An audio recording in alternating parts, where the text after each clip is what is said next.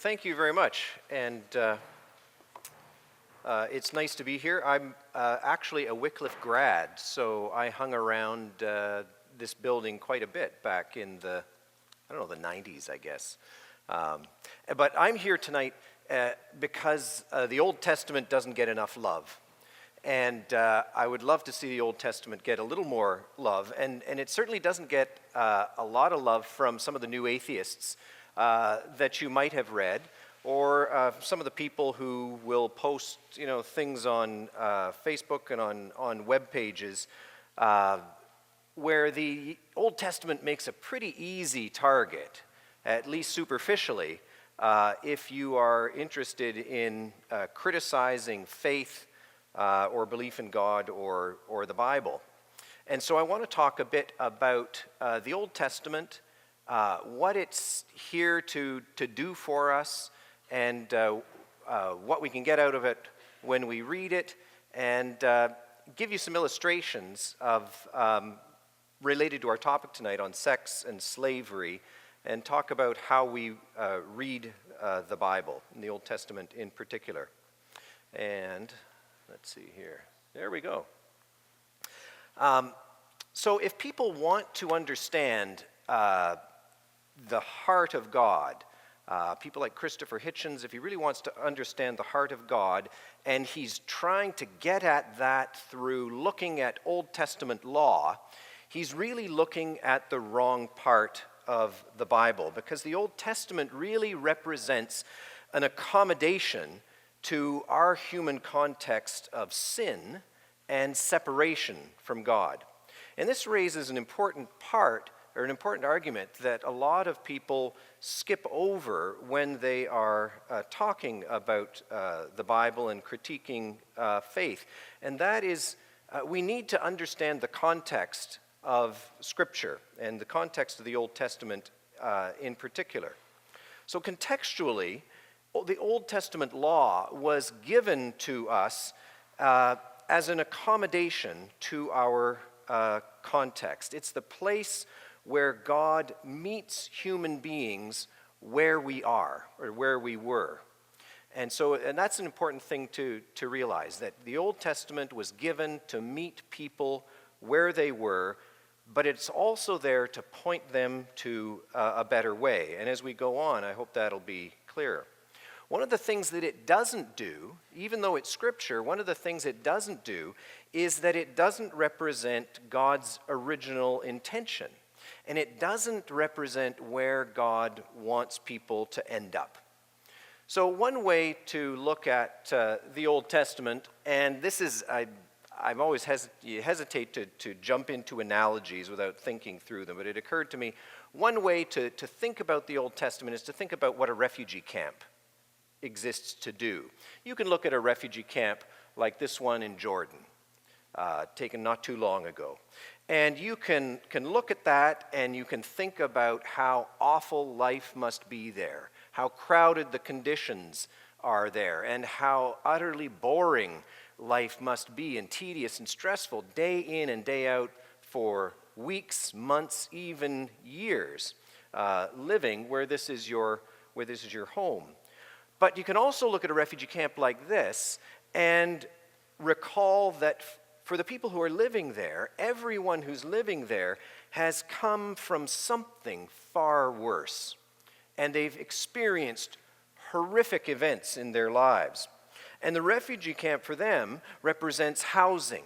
It represents safety, access to food and medical care, and reunification with their families, right? But it's one step, despite all those good things, it's one step on the way to something else, something better. And it's a place from which people hopefully hope to return to a homeland that's restored and peaceful. Or it's a place from which they hope to launch themselves to a new life in a safe country elsewhere. And so the Old Testament law that we find in Exodus and Leviticus, Numbers, and Deuteronomy needs to be judged and considered on that basis as a step along the way, because it's the place where God met humanity where it was And in the context of their world, the one they live in, not the one we inhabit, gave them a way to a restored relationship with God. But it's not where people are to stay. It's not the ultimate destination that God had in mind for people. It's not the final chapter. Because in meeting humanity where it was, it also points beyond itself to something better. And we see that better way in the New Testament in the coming of God himself into the world in the person of Jesus Christ to show us what real life with God is supposed to be. So I hope that in broad strokes helps us understand what we're looking at the law, in the Old Testament law in a broader perspective. Now, to find out what God originally intended for us, we need to look back at the creation narratives in Genesis 1 and 2 and 3, because it's there that we see God's mind. We look into God's mind when he created the world we inhabit and see what designs he had for us in it. And when we look at that, we see, we see a number of things.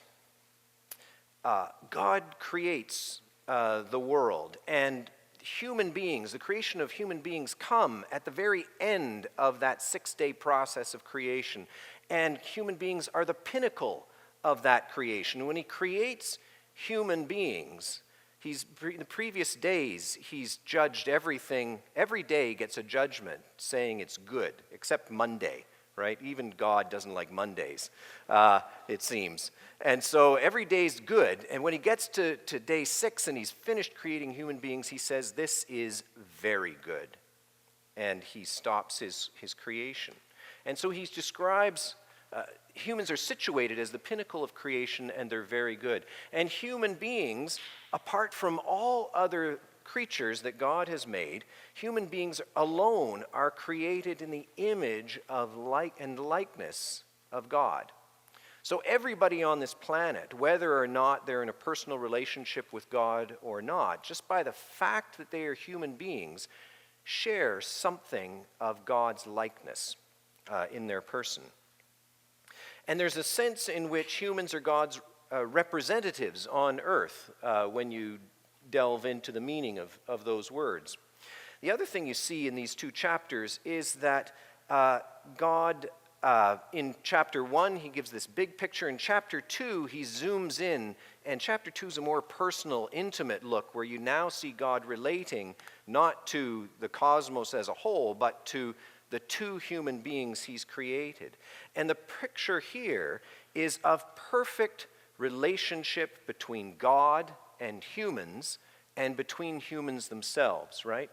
And from the outset, we see that in God's mind, human beings are created to be in relationship with God.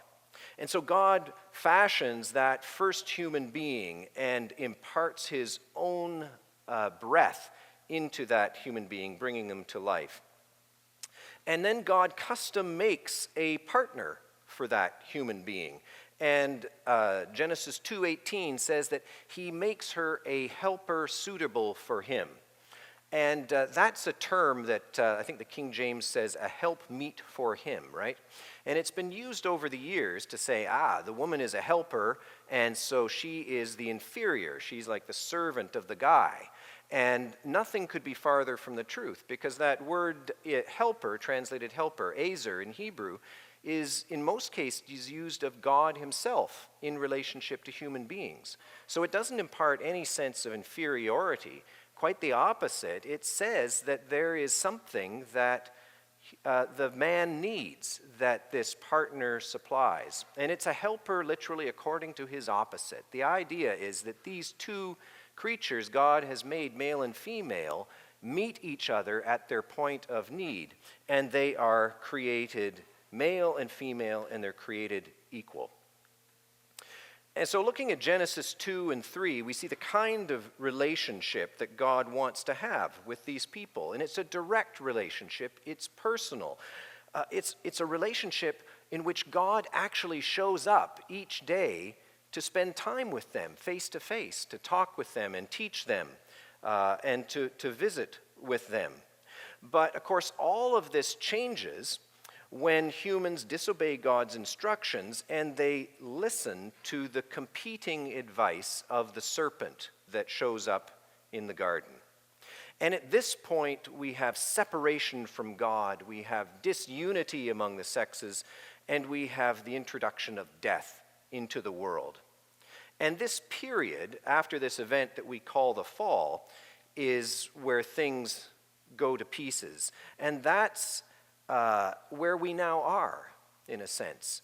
It doesn't represent, this period after the fall doesn't represent what God originally intended. If you want to look deeply into the heart and the mind of God, you look at Genesis 1 and 2, and you see what God intended from the very beginning. Well, this is the context, this post-fall era where people are separated from God and from each other. That's the context in which the Old Testament law is given. And the thing about the Old Testament law is that it meets human beings where they are, and it points them, as I said, to something better. And this is a good thing. The fact that it meets us where we are is a good thing, because to set an impossible standard would be to guarantee failure on our part, right? There's a church reformer many centuries ago named John Calvin. And one of the things that he wrote was that God regularly condescends to us. And by that, he meant that God frames divine truth in ways that we can understand and the ways that we can follow. And the Old Testament law is sort of a case in point. In the Old Testament law, we find God meeting humans where they are and pointing them to something better. Well, to get a sense of how the Old Testament law points us to something better, I want to look at some of the things that are described in the Hebrew Bible and how they measure up against the practices of the other cultures in the ancient world who were Israel's neighbors. And it's interesting, we have a number of law codes that do give us a sense of how Israel's values compared over against the values of the nations around them. And so I want to do that. But first I want to talk about Israelite society in general. What was the world like? What were the values of the world in which Israel lived? And so I want to look at that and deal with the cultural context of the Old Testament. So Thomas Hobbes wrote that life was nasty, brutish, and short, right? And this pretty much sums up life in many parts of the world today, but especially in the ancient world. This was a context in which the civility and the protections that you and I all take for granted simply didn't exist. So in ancient Israel, for example, there wasn't a cop on every corner. There was no 911 to call in case of an emergency. There were no prisons to house criminals, so criminals, walked among you. They weren't incarcerated. There were no consumer protection agencies. There was no universal health care. There was no legal aid. There were no halfway houses or women's shelters. There was no pension plan. There were no RRSPs. Nothing like that existed. The world was filled with potential dangers, and society was structured to engage that world and provide protection through the family. And this is why ancient Israelite society was patriarchal. And so the dictionary defines patriarchy this way. It's a system of society or government in which the father or the eldest male is head of the family and descent is traced through the male line. A system of society or government in which men hold the power and women are largely excluded from it. A society or community organized this way. That's a good basic, contemporary definition of patriarchy. And Israel is, that was Israel, that was all the cultures of the ancient Near East. Within this broad patriarchal societal structure, the dominant institution in ancient Israel was something called the Beit Av, which simply means the house of the father. And this was an extended family led by the ranking eldest male. And it was that unit of society that provided social stability and security for the ancient Israelite. Because in the rough and tumble world of the ancient Near East, strength came from maintaining a strong and numerous clan or family, right? And so the extended family, you need to think about in terms of a sort of a corporate identity. If you went and visited an ancient Israelite and talked to them about individual rights and liberties, they would scratch their heads. They wouldn't understand what you were talking about. For them, prosperity and protection came from putting aside what we see as basic individual rights and living in a way that benefited the extended family. So in one sense, the ancient Israelite family was kind of like an employee-owned corporation, right? So not quite WestJet, but think of an employee-owned corporation. Everybody had a share in the corporation, and they drew some benefit from membership, but not everybody had the same authority within its structure, just like in an employee-owned corporation today. So the social structure of the world was patriarchal, and it was hierarchical. And like a modern corporation, there was a CEO in the person of the oldest male family member. And in this social structure, the responsibility of the patriarch was to do basically three things. And that was to provide protection for everybody who came under his care, and to maintain prosperity and the wealth of the extended family. And it was also to give leadership in faith, because you followed one God or one faith. And below the patriarch, there was the next level of management structure made up of his sons, with the oldest typically outranking all of his siblings. And since the function of this arrangement was to protect and ensure prosperity in what was generally a lawless world, male power was privileged. And this is reflected in a number of places in the Bible. For example, if you wanted to wish someone a life of prosperity and security in ancient Israel, you wished them a family of 7 sons. Because it was sons, and 7 in the Old Testament is like the perfect number of completeness, right? This is like saying, may you have an RSP that's fully loaded, right? May you have a family of 7 sons. Because these are the guys, big strapping guys in this kind of generally lawless world was the way in which you were physically protected. And so Psalm 127, 3-5 puts it pretty bluntly when you look at it. Sons are a heritage from the Lord. Children are a reward for him. So progeny of any kind are ranked as a benefit. He says of sons, like arrows in the hands of a warrior are sons born in one's youth. Blessed is the man whose quiver is full of them. They will not be put to shame when they contend with their enemies in the gate. Right? The gate in ancient Israel was the place where you did business. It was the place where you handled legal disputes, right? And if you were in a legal dispute with somebody and you had your 7 kids, with thick necks behind you, that helped out a little bit.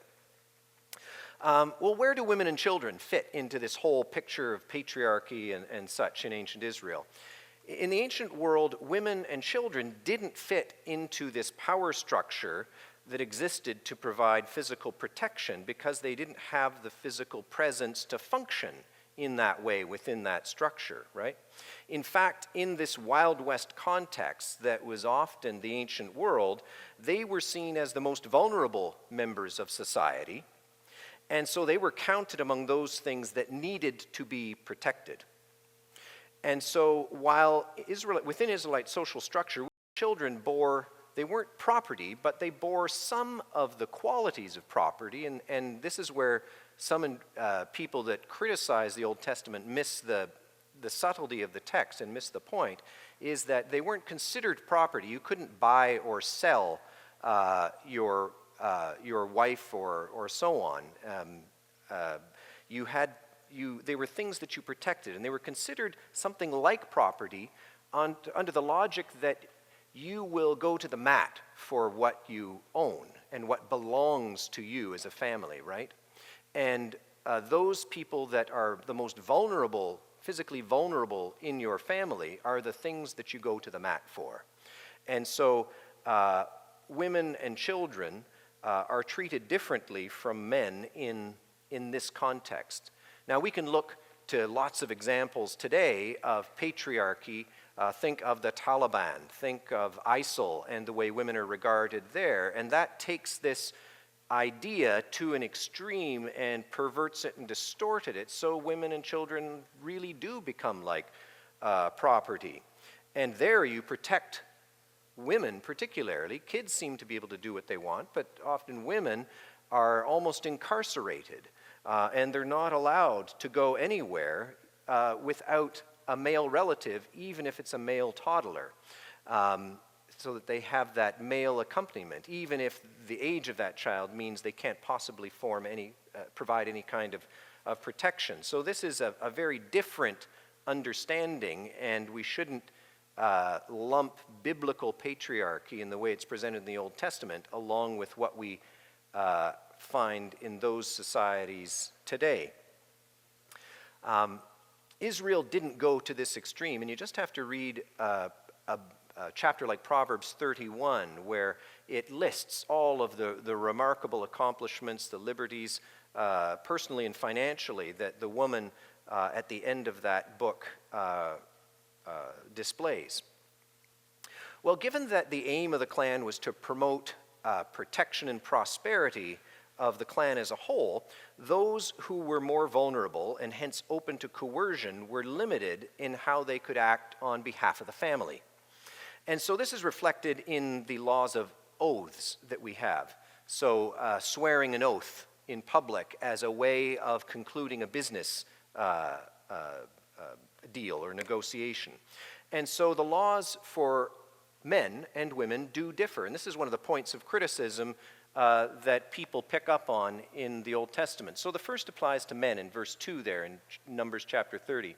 When a man makes a vow to the Lord or takes an oath to obligate himself by a pledge, so enters into a business arrangement, he must not break his word, but must do everything he said. When a young woman still living in her father's house makes a vow to the Lord or obligates herself by pledge, and her father hears about her vow or pledge but says nothing to her, then all her vows and every pledge by which she obligated herself will stand.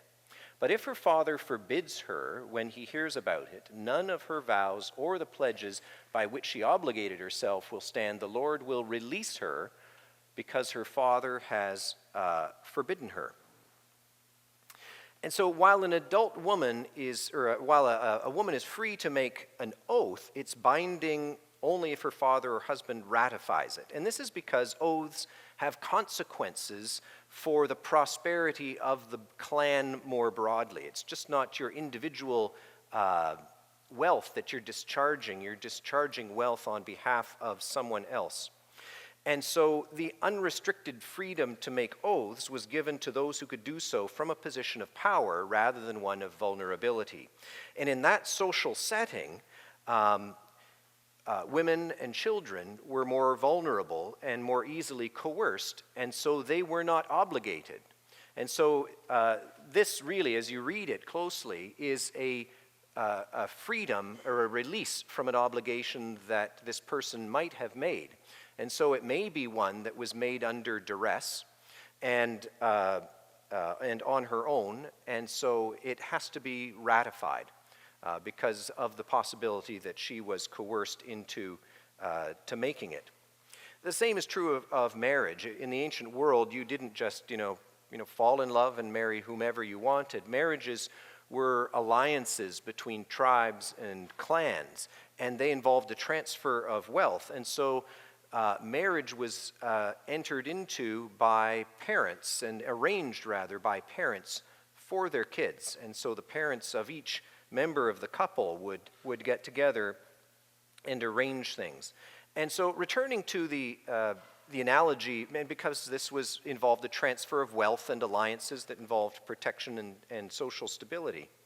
And so returning to the analogy of a corporation, an employee-owned corporation, interns and mailroom clerks are not the ones within WestJet that have the authority to negotiate mergers and acquisitions, right? There are people within the organization that do that on behalf of the company, even though everybody in the company has a share in the wealth of that company. Another point at which we find some criticism of the Old Testament is the point of polygamy. And this is a problem for many sort of inside and outside the church. And the thing to remember first, is that going back to Genesis 1 and 2, what God affirms about human relationships. And when we look at what is in God's mind there, it's for one man and one woman to be joined together. And polygamy doesn't fit into that. Monogamy is what seems to be set out at the beginning of creation. And even after the fall, polygamy isn't encouraged anywhere. You have cases where polygamy is encountered, but wherever you find it encountered, it regularly means trouble. There isn't a single positive assessment of a polygamous relationship anywhere in the Bible. So the very first time you run into polygamy, it's this fellow named Lamech in the book of Genesis chapter 4, and he's a murderer. He's a thoroughly despicable character, and he represents the tail end of a family line that has fallen into sin and is going nowhere fast. And he's that pinnacle of rebellion against God, and this is the first time you read about someone entering into a polygamous relationship. Jacob takes multiple wives, and the result is competition and strife between them, and then strife in the next generation as all the sons of these different wives start to compete with each other, and it comes close to murder when Joseph is thrown into a pit and then at the last minute is sold into slavery as a kind gesture on the part of his brothers to him. Solomon has multiple wives, and 1 Kings is clear in telling us this leads him to idolatry as he builds temples for all their gods. David's multiple wives lead to dynastic infighting as his sons fight against each other, the sons of these different wives. They rebel against him and try to kill him. And so the situation is disastrous there as well. So polygamy in the Old Testament is presented as something that's tolerated rather than as an ideal. And where it appears, it's presented as the cause of a lot of problems. Taking more than one wife, however, you do find it in the Old Testament. It's institutionalized, or it's talked about in one or two cases. One example is a custom called levirate marriage, which my wife, it just gives her the willies, because this was where if you were a guy and you died without having an heir, then your widow got to marry your brother. And if you met my brothers, you would know why my wife freaks out at the prospect of that, right? And but that's one case in which polygamy was tolerated. The other was if you were childless. Polygamy was an option to produce a child. So in the ancient world, the elderly were protected and cared for by the children that they had. And so land is the primary source in the ancient world of wealth and stability. And it could only be kept in the family if you had someone to pass it on to. And if you were without kids, that couldn't happen. The land would pass out of your family. And this made the prospect of childlessness a huge danger for couples. And in such a case, they were limited to a number of remedies. You could, for example, legally adopt one of your servants, or anybody else for that matter. And you could make that person, your servant, your heir. So you could adopt a male servant and make him your heir, and then they would inherit all of your property. They would be your legal heir, carry on the family name, and they would be legally obligated to care for you in your old age. You could go the other route and adopt a female servant, and they could be a second wife, and you could practice the ancient equivalent of a surrogate childbirth.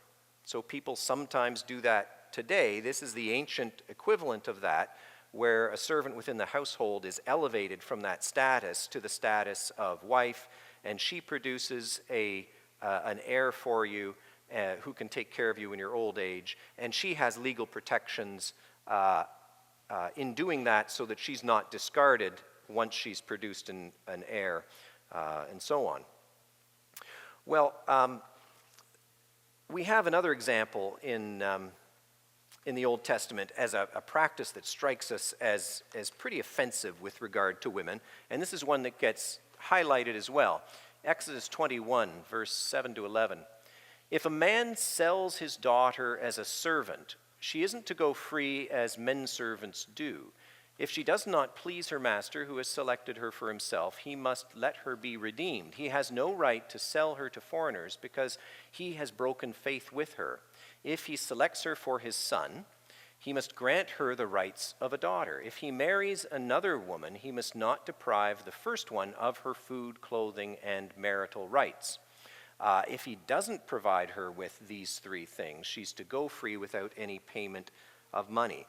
So why would somebody sell a member of their family, right? It doesn't sound terribly palatable. The only reason this is done is if it improved the prospects of that person or of their family. If you were destitute, and remember this is an era where you don't have employment insurance, you don't have welfare or social assistance or anything like that. If you were destitute and you ran out of money, or if you were ill or infirm and couldn't provide for yourself, then you had no prospects for survival. And your prospects were really a slow descent into malnourishment and ultimately death. One of the ways in which you could save yourself from that is contract marriage for your daughter or another member of your family to enter the household of someone else as a servant with the legal prospect or promise of later marrying a male member of that family, right? And so if the person who receives her decides that they don't wish to marry her, then the contract is nullified and the girl's father can redeem her by returning the money that he had received. If the man decides to marry someone else and not this person, after having this person in their household, they decide there's no way, I'm not going to marry this person, then he mustn't deprive her of the things that her father was trying to ensure for her by entering into this arrangement in the first place. So all the things that he's provided, he's not allowed to take away from her. She has to be maintained and supported with all of these things, and there is no return of any funds on the part of the family that entered into this arrangement. And if the guy is unwilling to provide any of this support, then she goes free, and the father who has entered into this arrangement keeps whatever money changed hands ahead of time. 2 points on this are worth noting. And the first is that this law, which deals with particular, it's a case of what's called casuistic law or case law. And casuistic law or case law deals with weird circumstances, right? If you want to set down a legal principle in Old Testament law, you use what's called apodictic law. And apodictic law is the laws that say, thou shalt not, right? Don't do this or do this. They're direct commands that govern all sorts of situations in all sorts of times. Case law is for those situations that are weird or rare or just really difficult to arrive at a solution to. And this is one of those things, is a case of case law. So it's not to be considered a principle, it's considered a remedy given an unusual situation. The second thing is, and the preferred practice initially, the other thing we should note is the preferred practice initially for this family that's fallen into poverty is generosity on the part of their friends and their neighbors. Israelite law mandated that you take care of the poorest among you and you provide for them so they don't get to this point. So this is very much a last case scenario. And the second thing to note in this example is that throughout, the emphasis is on the protection of the woman who enters into this arrangement. What if this guy changes his mind? What if he doesn't follow through? What if? And in each of those cases, the emphasis is on protecting the rights of the woman because she's considered the most vulnerable participant in all of this situation. Now, I'm running out of time, so I want to move to slavery. And the first thing I want to talk about is chattel slavery, what's known as chattel slavery. In the ancient world, in the ancient way of understanding things, nobody was truly free. Even the king was subject to the whims of the gods and the goddesses.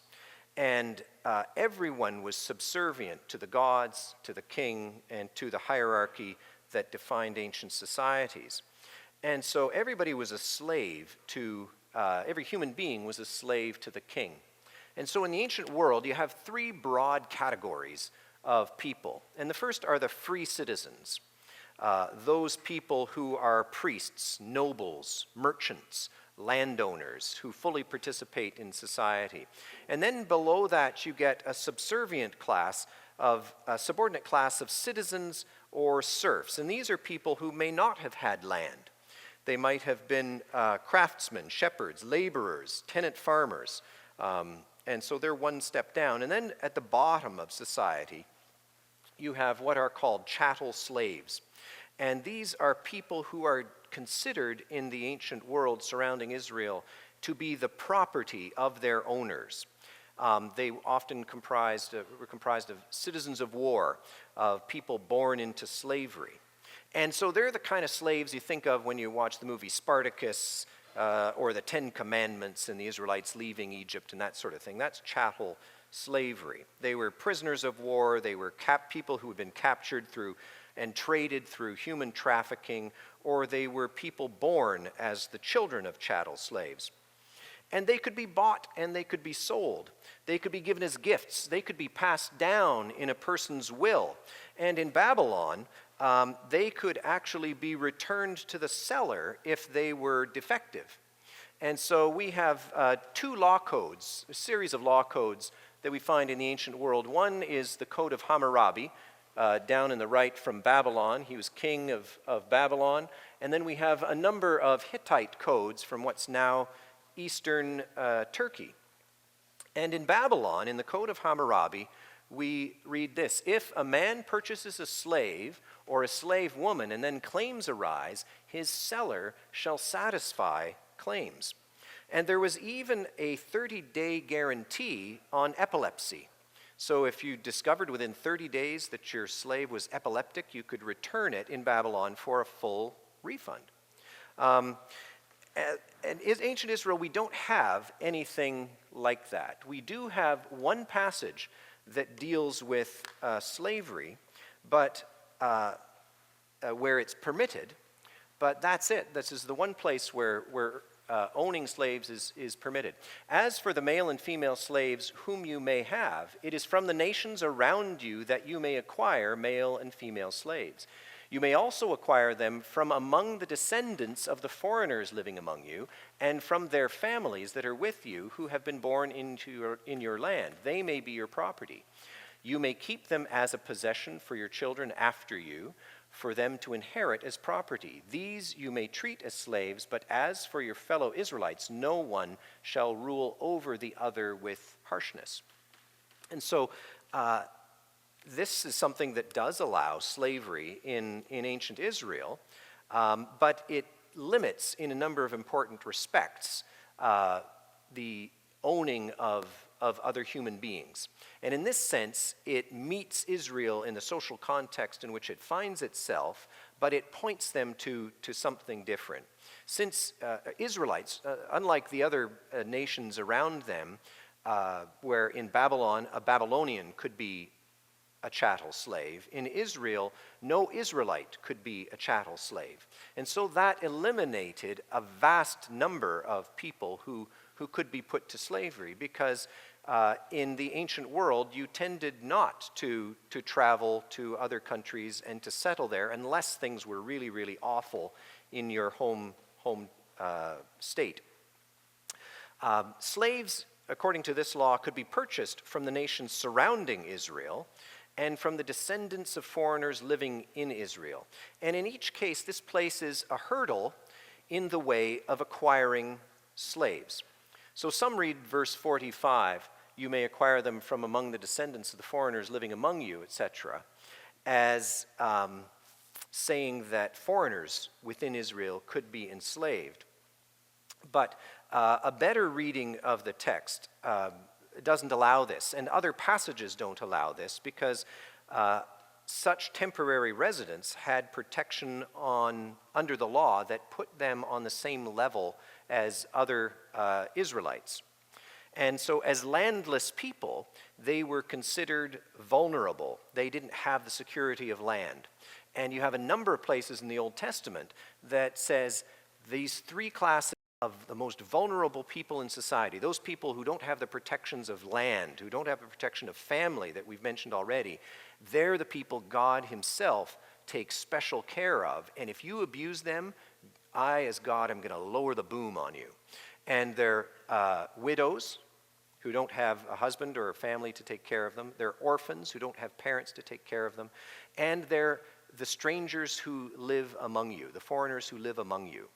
And so elsewhere, these people are given protections that come from God himself. And so whatever this means, it doesn't mean that they can be enslaved. What it does seem to mean, so first of all, if you are going to buy a slave as an Israelite, you first one option is to go outside of Israel, outside of your own country, travel abroad, purchase a slave there, and travel back, which for most people is a major hurdle. Secondly, you can buy slaves from the descendants of foreigners among you. So someone who is already held as a slave by a person who is a foreigner living among you. So the foreigners living among the Israelites may have slaves, and you can buy one of their slaves, but you can't purchase a slave from a first-generation refugee or visitor to your country. And what that does is it prevents a legal loophole whereby people come into the country, bring slaves in, and have sort of a human trafficking pipeline, and are really there simply to do nothing other than to sell slaves. And so it has to be someone who is already held in slavery, who's from the second generation of a family of foreigners living within Israel. And so this law puts a number of hurdles in the way of owning slaves. There's no provision in this law for selling a slave within Israel. You can pass a slave down, but you can't sell a slave. At least nothing is mentioned here that allows that. By contrast, to the codes of the surrounding cultures, the legal material of ancient Israel has very little to say about slavery. You go to the law codes of the Hittites, the law codes of Babylon, and they have tons to say about slavery. And the difference in what they have to say about slavery is that all of their laws treat slavery from the perspective of the property rights of the owner, right? It's never from the perspective of protection of the slave itself. And in ancient Israel, when you look at the laws on slavery that govern slavery and servitude, they're all from the perspective of providing protection for the vulnerable. So the Code of Hammurabi is typical of what we have in this regard. If a person should blind the eye of an awilu is a free person, of an awilu slave, or break the bone of an awilu slave, he shall weigh and deliver 1/2 of his value in silver. In the Hittite laws, someone who kills someone else's slave must compensate the slave owner by replacing him with this one slave if the death was accidental, and if the death was intentional, then he has to provide 2 slaves. In the Old Testament, we find details that suggest that the Israelite attitude towards slavery was very different from their neighbors. So in Exodus 21, verses 20 and 21, we read this: "If a man beats his male or female slave with a rod, and the slave dies as a direct result, he must be punished. But he's not to be punished if the slave gets up after a day or 2, since the slave is his property." And so most translations read punished, which isn't a very good translation. And it leaves the impression that there's no real consequence if the slave recovers. But the Hebrew says, using one of the most emphatic grammatical constructions you can put together, "He shall surely be avenged." The slave shall surely be avenged. And elsewhere in the Old Testament, this expression is usually associated with the death penalty. And that is the penalty usually meted out for murder in the Old Testament. If the slave recovers, the owner isn't avenged in this way. It doesn't mean that there is no consequence for what he's done, because we find consequences spelled out very clearly elsewhere. But in this text, what it says is he's not to die if the slave does not die.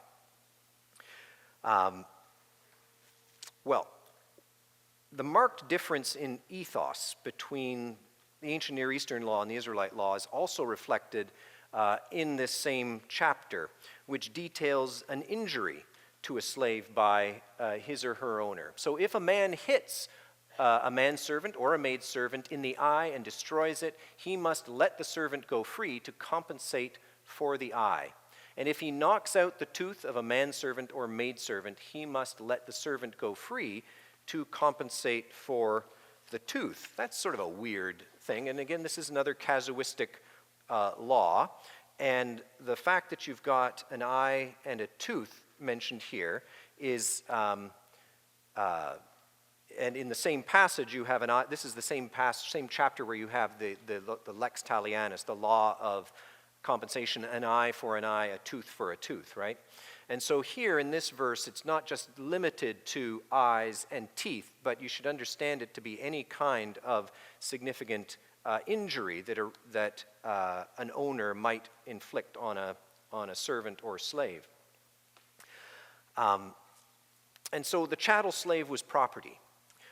And while a person in Hammurabi's Babylon or in the Hittite Empire would be free to injure their slave because they were their property, that simply didn't exist in Israel as a right. And if people were mistreating their slaves, then that slave had to go free. The same difference in ethos is observable when we look at laws regarding fugitive slaves, right? What happens if your slave runs away and escapes? In Hittite laws, a person who harbored a fugitive slave was fined 1 month's wage. In Hammurabi's Babylon, the penalty for harboring a fugitive slave was death. If you were caught with a runaway slave in your home, then you got the death penalty. And so all of these laws are from the perspective of the property rights of the owner, right? Israel, again, it's completely different. Deuteronomy 23 says this: "If a slave has taken refuge with you, do not hand him over to his master. Let him live among you wherever he likes and in whatever town he chooses. Do not oppress him." Right? And that's a completely different ethos. What was a crime in Babylon and the Hittite Empire was a virtue in ancient Israel. So the mandate was to provide protection and hospitality to the most vulnerable. Well, most of what we read about in the Old Testament, and here I'm going to wrap up, is what we think of as slavery isn't the kind of slavery practiced in the southern United States before the Civil War, but it's indentured servitude, what we'd call indentured servitude. And to understand this practice, we really need to know something about ancient Israelite society again. So again, in ancient Israel, security and prosperity came from owning land and being able to take that land and pass it on to the next generation. Without land, you were most likely to be forced into a very perilous existence of being an agricultural day laborer. And this was not a good prospect in the ancient world, hiring yourself out as a laborer, because as a day laborer, you made enough money to feed yourself for that day. It was literally a day-to-day scramble for survival. Agricultural work was cyclical, and so there was no guarantee you were going to have work every day. You had to compete with everybody else who was in the same situation, and that drove wages down. And so you worked to stay alive, and if you were ill or injured, there was no income and no one to care for you. And so if a person fell into financial difficulty, they could sell their property to raise money to support themselves. And immediately when that happened, their family was legally obligated to do whatever they could to buy that property back, to keep it in the family so that you could have an income, and so that wealth could be kept into the broader clan.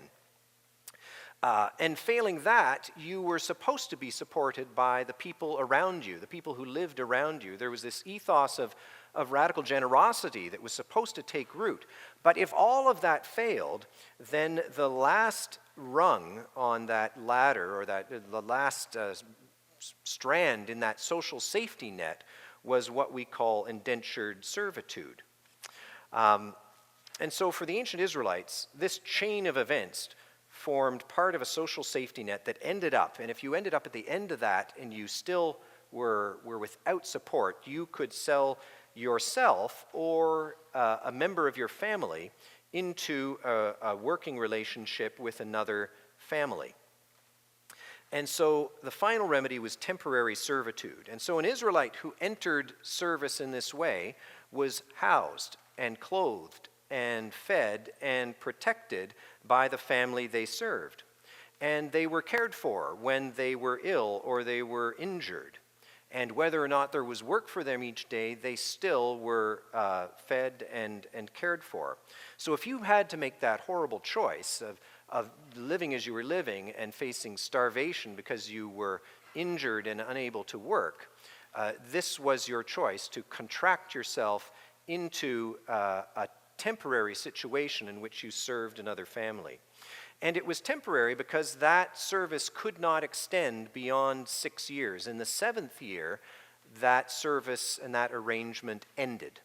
And you had to be released into society again. Well, you were part of society, but you had no further obligation to remain with that family and to live with them and to work for them. And when the family that had hired you in this way released you from that obligation, they were obligated to send you off with enough material wealth and supplies so that you could get a fresh start in life, so that you didn't immediately fall back into destitution, right? And so there was kind of an ancient equivalent of severance pay, I guess you could call it, in this regard, that made sure that a person didn't immediately face that difficult circumstance again. And there's another law in the Old Testament that highlights something interesting about this. In Exodus chapter 21, there were some situations where a person got to that point, and it may be because they were elderly. It may be because they had an injury that hadn't healed properly, and they just couldn't, they knew they wouldn't be able to survive back as a day laborer again. Maybe they had no prospect of reacquiring their land. And so they had a choice to make. They thought, I can go out and be on my own and have no more obligations to this family, but if they have treated me well and I've been well provided for, and I'm an older person or whatever, maybe I should make this permanent. And for some people, that was the better choice. And in Israel's social safety net, that was the better choice. And so they could undergo a ceremony whereby they permanently attached themselves to this family if they felt it was advantageous to them. And so if the servant declares, I love my master and my wife and my children and don't want to go free, then his master must take him before the judges. He shall take him to the door or the post and pierce his ear with an awl. Then he will be his servant for life. So there's a trendy body piercing involved in all of this as well. Maybe not. But that was symbolically, that was a way of saying that I am now committing myself to this broader household for the rest of my life. I am becoming one of them. And for some people in ancient Israel, that was the more advantageous choice for them.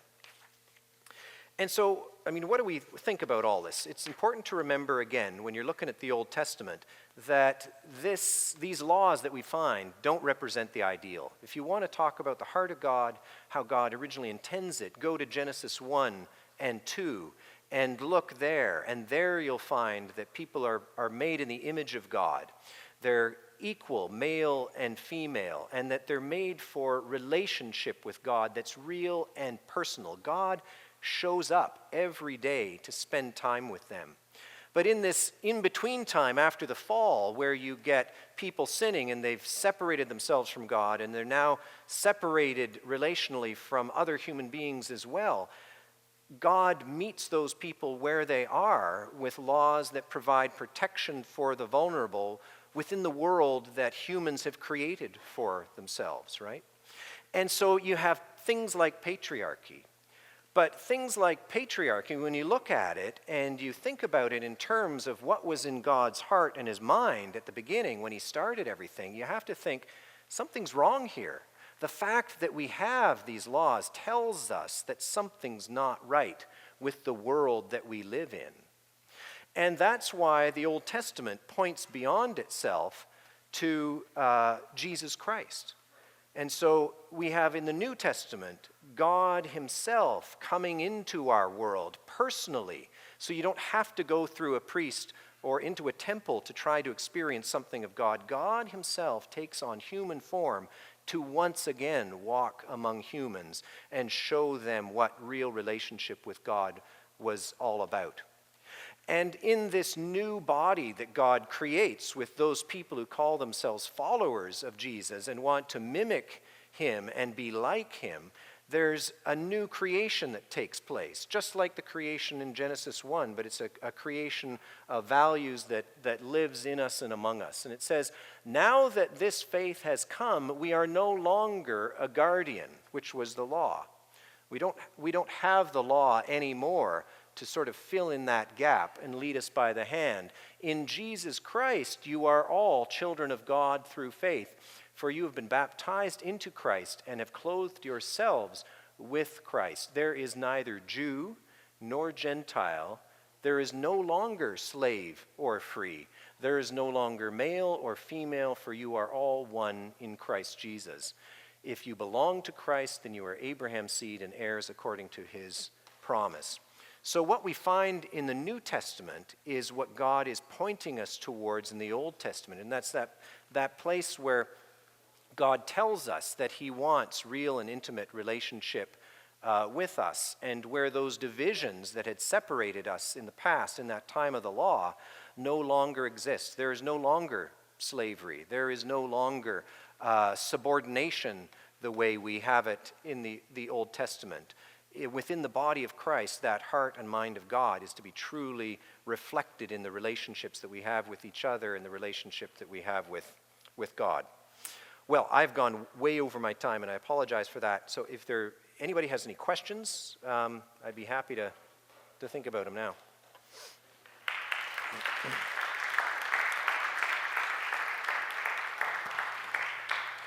Thank you very much, Dr.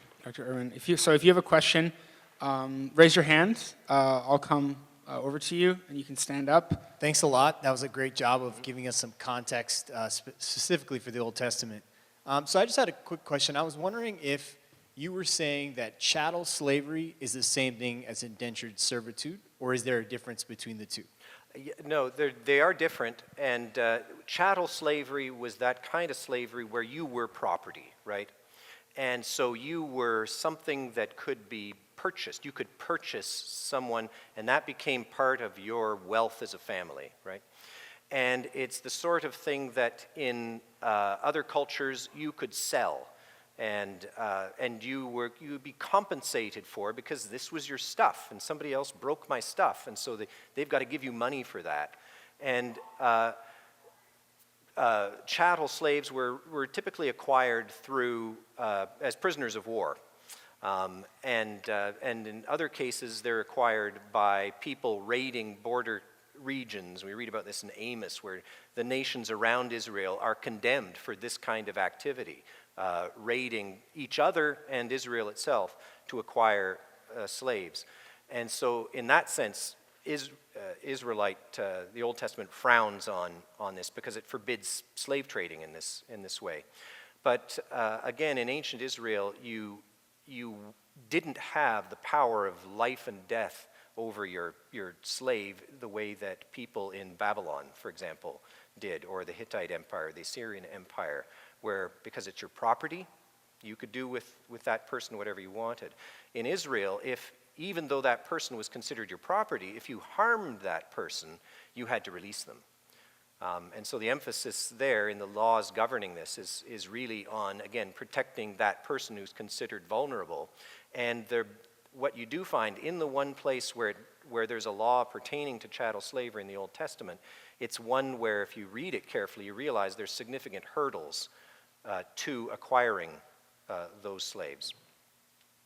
Indentured servitude was probably what constituted more of the people who worked in service in ancient Israel.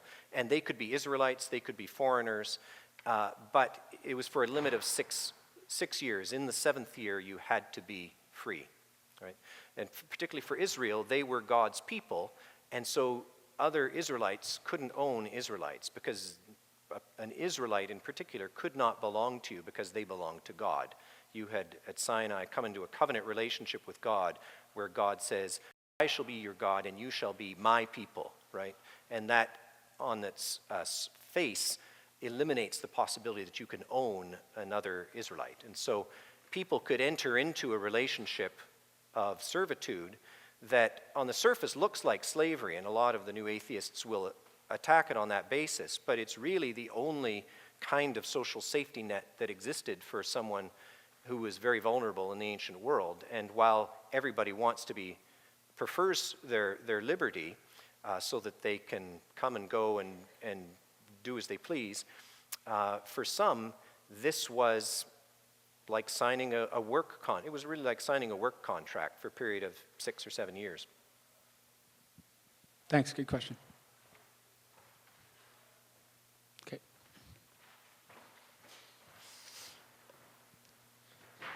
Sorry. Yeah, why don't you introduce yourself first and ask yours? My name is Billy. Thanks for the presentation. I have 2 questions. One is, for the year of Jubilee, was it available to those who were prisoners of war? And the second question is there any books you would recommend on this kind of topic? Good. The year of Jubilee is a year that comes every 49 or 50 years. So after a cycle of 7 periods of 7 years, everything reverts to its original owner. And so with chattel slaves, that wouldn't apply. It certainly applies in the case of indentured servitude, but someone who is in that sort of relationship receives their freedom after 6 years. So the year of Jubilee really only comes every 50th year. And the big thing for Israel, and again, there's no parallel to this anywhere else in the ancient world, is this year of Jubilee, because the most important aspect of it is that property returns to its original owner. So if I have a piece of land and I have fallen into real financial trouble, and the only way I can survive is by selling that land and living off the income, then I can do that, but in the year of Jubilee, it reverts to my family. So I might be 47 years away from the next year of Jubilee. That means that the person who buys that land has 47 years of use out of it, and the price I'm going to get is really high. If the year of Jubilee is only 3 years away, then I get a very low price for that land, but I get it back in 3 years, right? And what this does is it's one way in ancient Israel because all the land belongs to God, and he's the one who's apportioned it to the different tribes and the different families, it ensures that that allotment of lands persists throughout history, and it ensures that the rich don't always get richer and the poor don't get poorer. There's an economic leveling that takes place every half century whereby land goes back to its owners.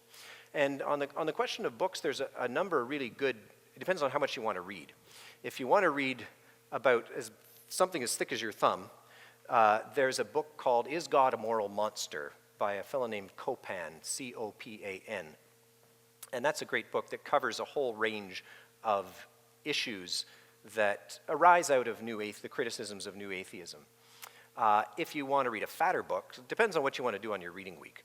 So if you want to read a fat book that's about 3 fingers thick, then there's one called Closed Fists or Open Hands, I think it's called, by a fellow named Baker, B-A-K-E-R.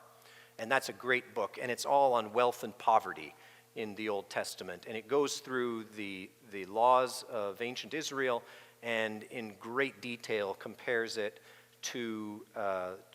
those to the laws of the Assyrians, the Hittites, the Sumerians, the Babylonians, and so on.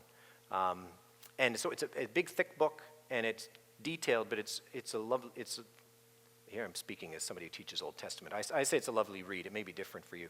But it's a very accessible book, right? It's not full of jargon or anything else. It's readily accessible and very helpful. Thanks. I'm probably going to check Nick that one out might know myself, some too. more titles that he could share with you as well. Thank you. You had one here. Thank you for the presentation again. Closer. My question is, are there differences between male and female in the aspects of gender roles or sex roles for them to be, especially in our context with, kind of a unity and confusion of genders nowadays, this sense of equality being the same thing as sameness. Mm-hmm. Are you talking about the Old Testament era or our era? Both, actually, from the Old Testament in light of the New Testament and into our era now. Yeah. In the Old Testament era, there are differences in the way men and women function in society. And in ancient Israel, as I've illustrated a couple of times, that is often rooted in the issue of vulnerability for not only females, but for children as well. And so you have situations in which, again, a vow made by a young woman in public where she might be considered more vulnerable and easily coerced isn't binding on her. And a vow, we have to remember, this is a good thing for a woman, in that a vow obligated you to do something, and it was a sacred thing that brought about divine retribution if you broke a vow, right?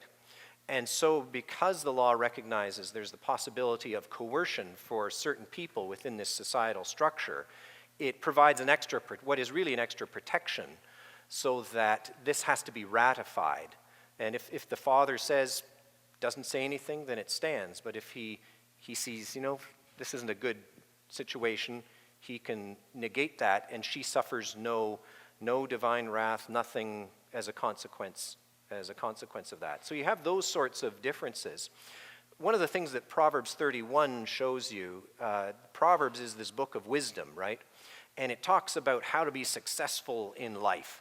And there's all sorts of advice about living skillfully. And the chapter 31 is the one that sums it up. And it personifies the person who is using all of this accumulated wisdom skillfully and successfully in the person of this woman.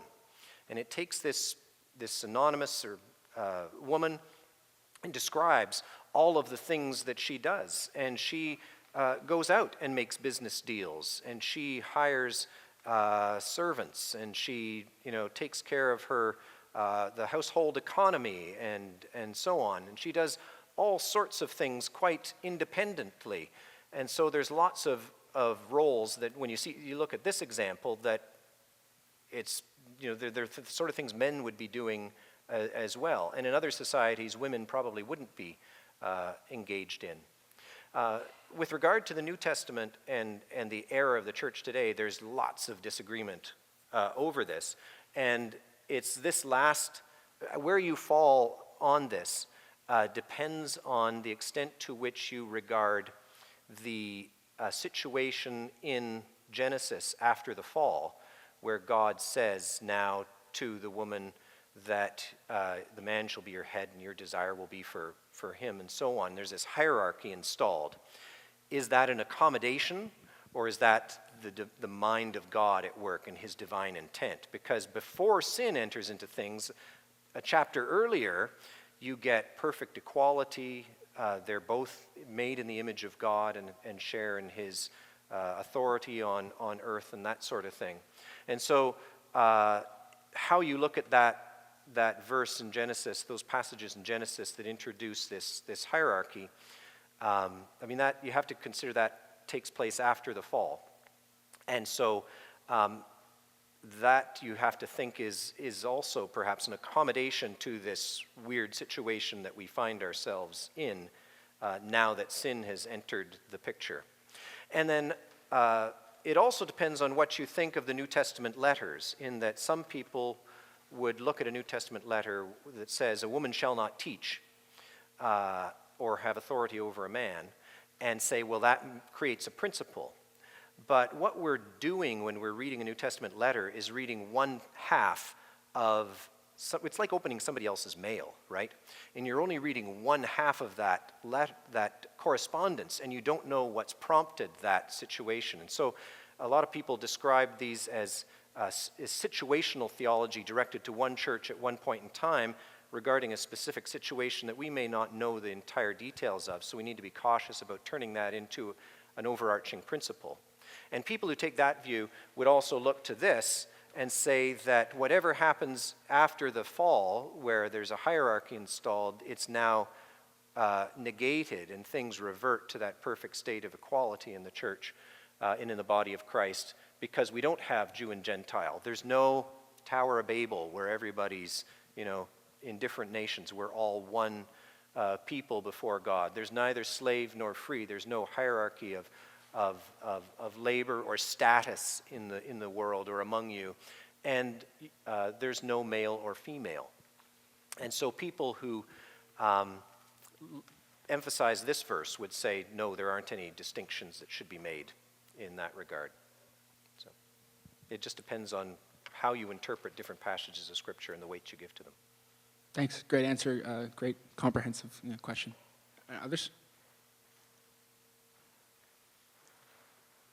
Oh, and there we go. There goes some hands up. Stand up. Hi, my name's Peter. It's not particularly relevant to what you've been discussing, but something earlier that you were talking about the fall of man. Mm-hmm. And I was wondering if you could elaborate on what exactly, or how the serpent that I guess tricked Adam into eating the apple came to be. Mm-hmm. Because my understanding of God was that it was like an all-powerful being, all-knowing, and all sorts of things, and that there was a serpent that somehow had the ability to convince this person to go against God's will and all that stuff. And yeah, I was just trying to understand how that fit into the character of God. Okay, thanks. It's a tough question to answer, and it's always difficult when Scripture doesn't care about filling in those details, and so it leads us to try and fill in those details for you. And in some sense, it's I can't say any more than that, other than a later church tradition identifies the serpent with Satan. But God gives everybody, God creates us to be in relationship with him, right? Even Satan. And if you're going to be in a genuine relationship with someone, you have to be in choice, you have to have a realistic choice not to be in relationship with someone, right?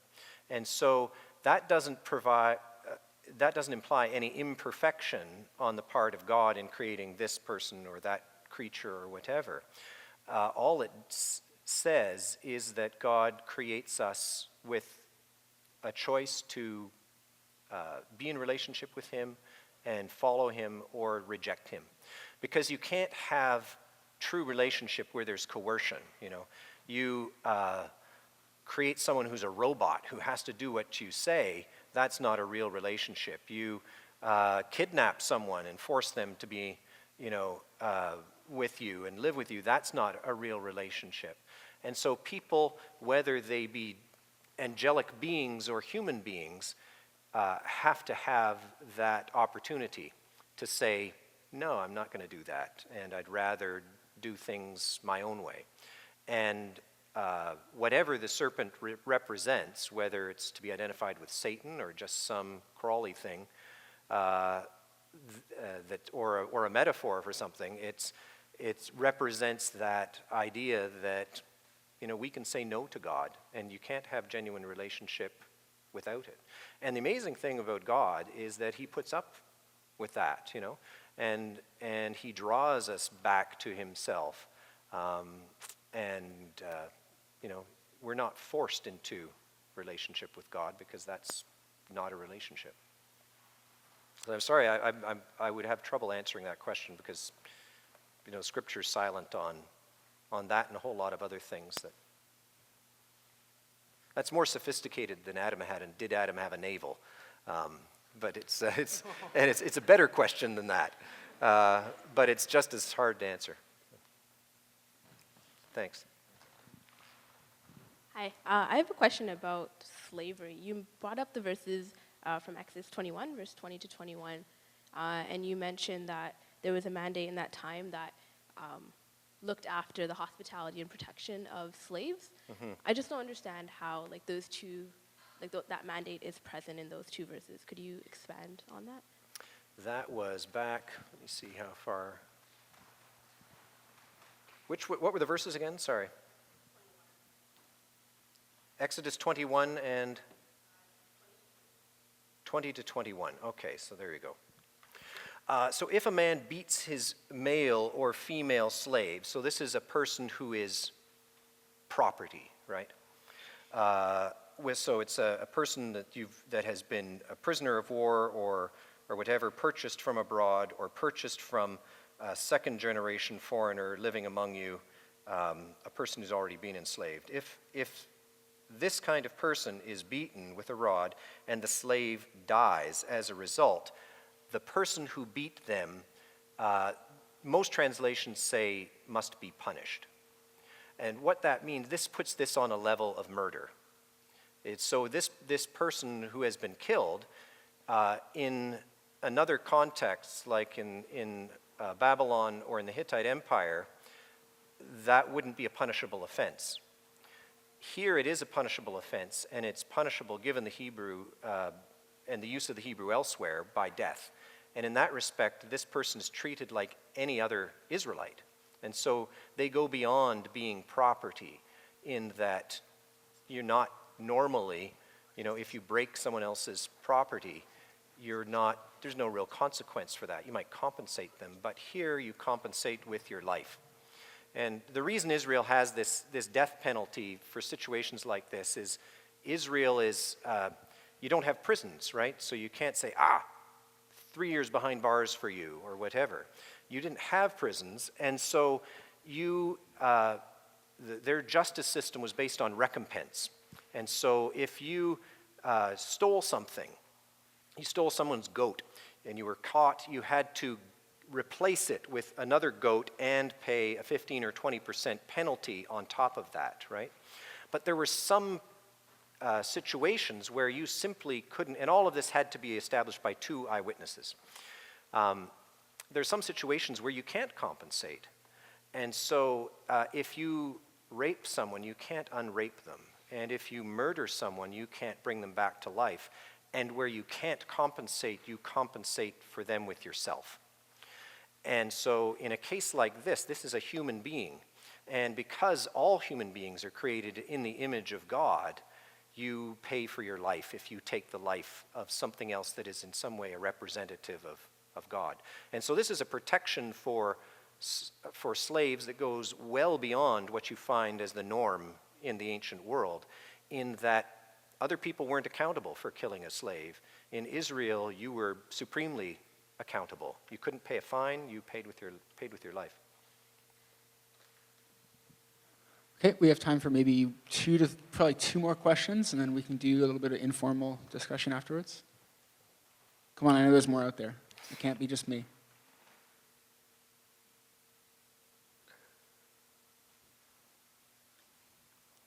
Okay. If no one else has one, just 'cause this person's already asked the question. If you haven't asked the question You shouldn't have said you were going to a pub. You would get more questions if you'd left that material out. Yeah, sure. Good call. Okay, at the back. I know, just ready.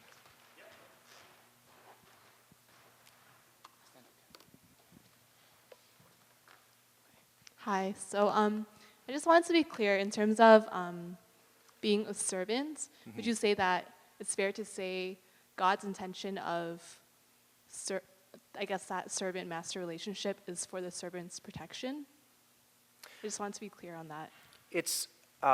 It's an accommodation to the way things were in the ancient world, in that this was, within an ancient context, the only kind of regular employment, and in many ways it was more stable kind of employment than you could find anywhere else unless you had your own property.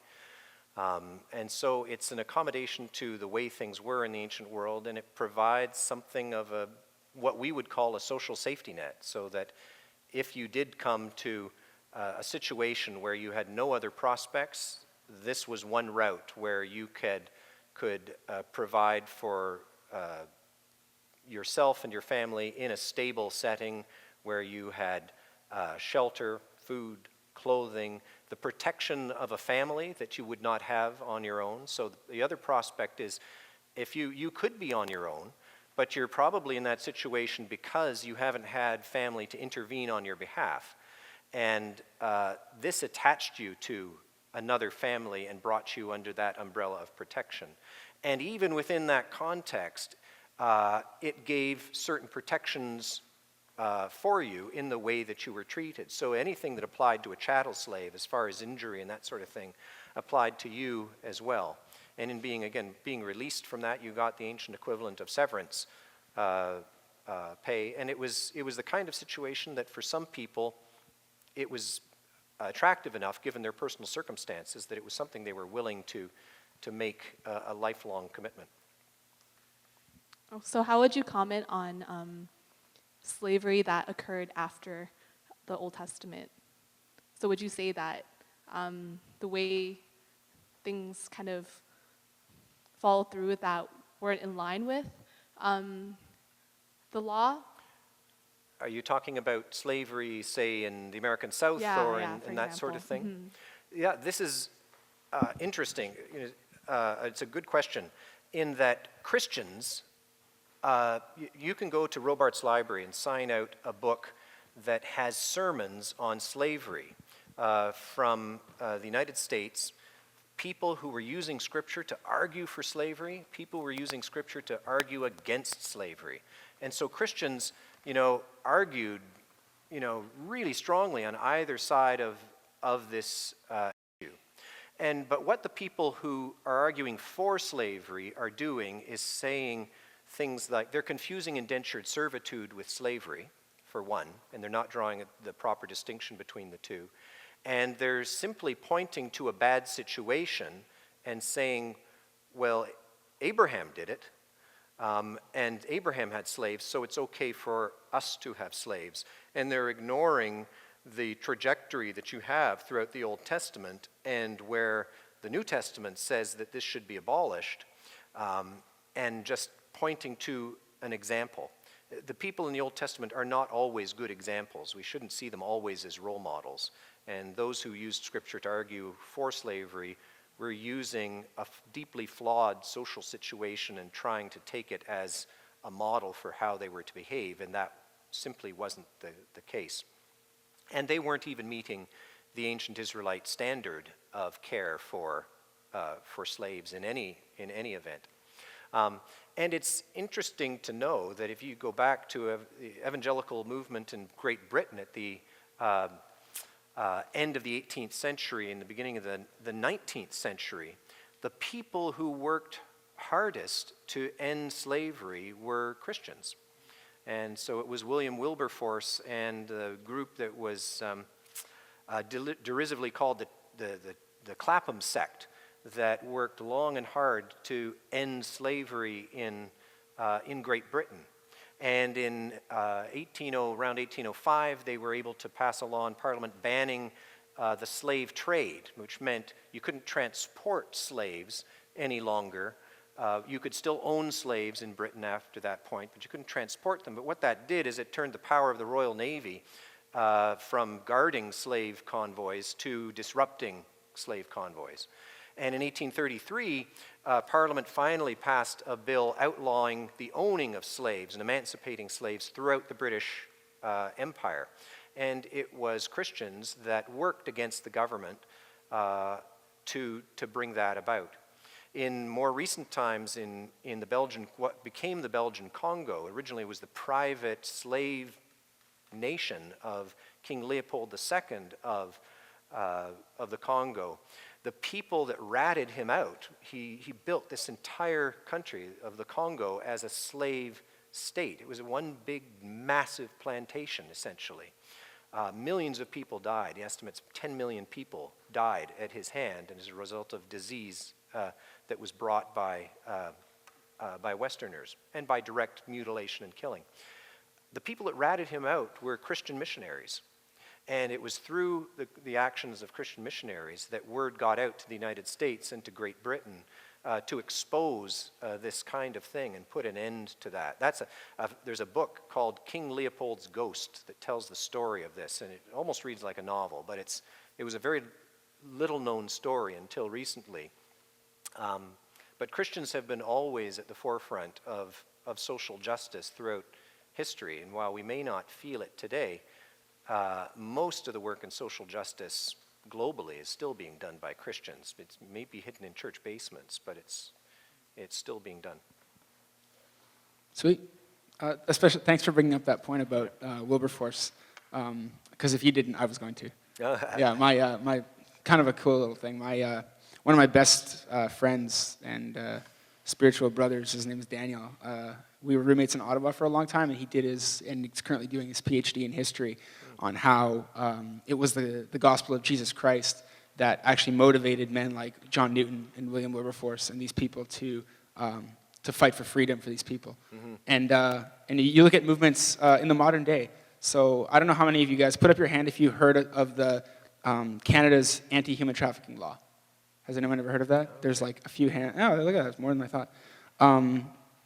That's been brought about, proposed, and passed by a couple of members of parliament in our nation who are confessing Christians.